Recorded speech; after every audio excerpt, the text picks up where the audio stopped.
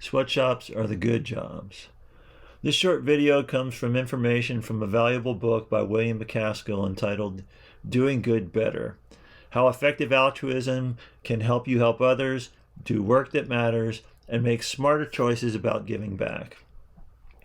Resist the temptation to judge this baby-faced 34-year-old before viewing his Wikipedia page, where we learn that he earned his PhD in philosophy at Oxford's St. Anne's College, during which time he spent a year as a visiting student at Princeton University. He is now an associate professor at, William. He is now an associate professor at Oxford University and a researcher at the Global Priorities Institute. He is also co-founder and president of 80,000 Hours, where they believe that choosing a career is the biggest ethical decision a person will ever make. So they help people choose one that could make the greatest positive impact tackling the world's greatest problems. Mr. Macaskill is also co-founder, along with Toby Ord, and vice president of Giving What We Can, the members of which give 10% of their income to the most effective charities. He is also co-founder of the Center for Effective Altruism, where they connect students and young professionals with relevant experts to help them consider their values and find an effective way to contribute that is a good fit for their skills and inclinations. His writing has appeared in The New Yorker, The Guardian, The Independent, Time, The Atlantic, and The Washington Post.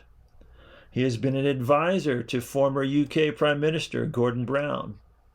And Bill Gates has called him a data nerd after my own heart, which is not difficult to believe when reading the book Doing Good Better, because he supports his statements over and over again with scientific evaluation and mathematical assessments in an attempt to steer clear of biases and subjective opinion. William Macaskill does not put forth ideas without careful thought and often research and computation. Early on in the book, page 19, he clarifies what it means to be extremely poor. This is the bottom 20% of the world's population. That's 1.22 billion people who earn less than $1.50 a day and therefore count as members of the extreme poor. $1.50 per day. Although it is a sad endeavor, it is very important for anyone who cares about helping others on this planet to try to come to a finer understanding of the day-to-day circumstances for these people. He goes on to say, you might assume that $1.50 a day means the equivalent of $1.50 in their local currency, but it actually means they live on an amount of money equivalent to what $1.50 could buy in the United States. What can $1.50 buy you in the United States? A candy bar? A bag of rice? Perhaps you think people in poor countries can live on less than $1.50 a day because they produce a lot of their own goods.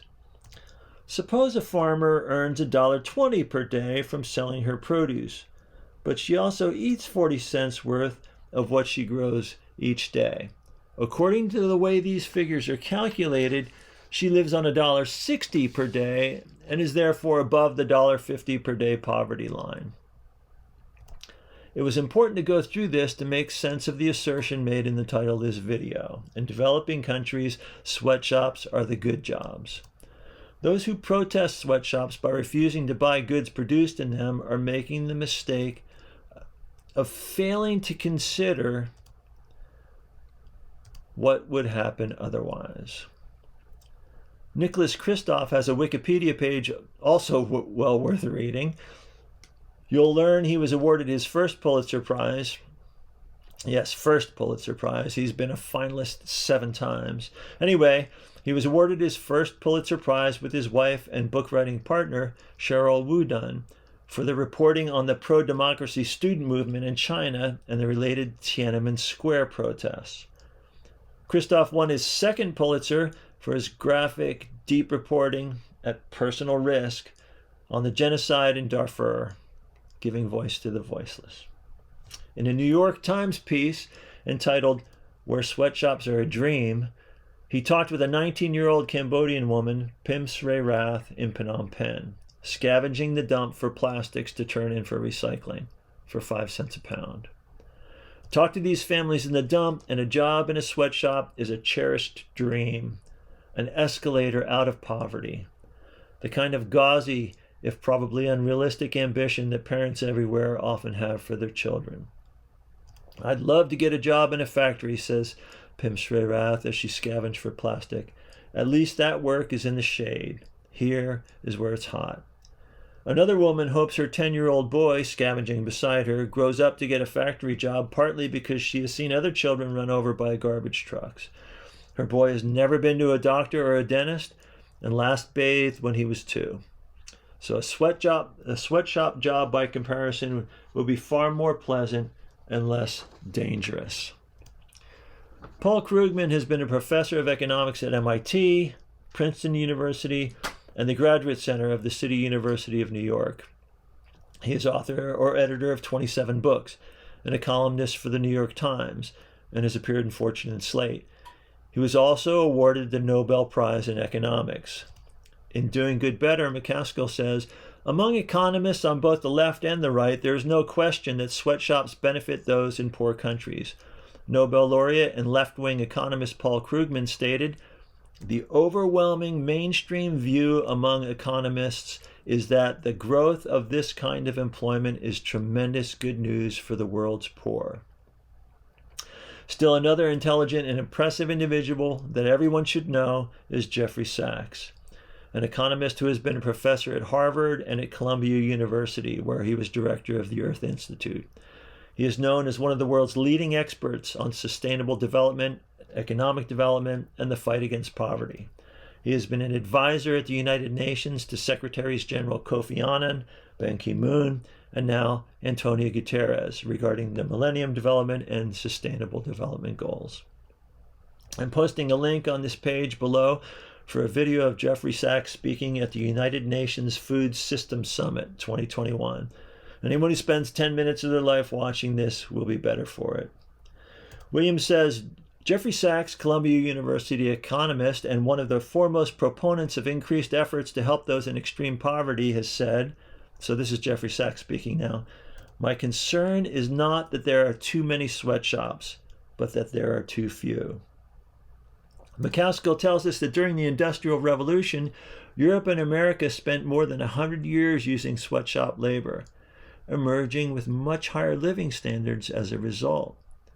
Then, the 20th century saw numerous other countries pass through this stage of development much more rapidly because the technology was already in place.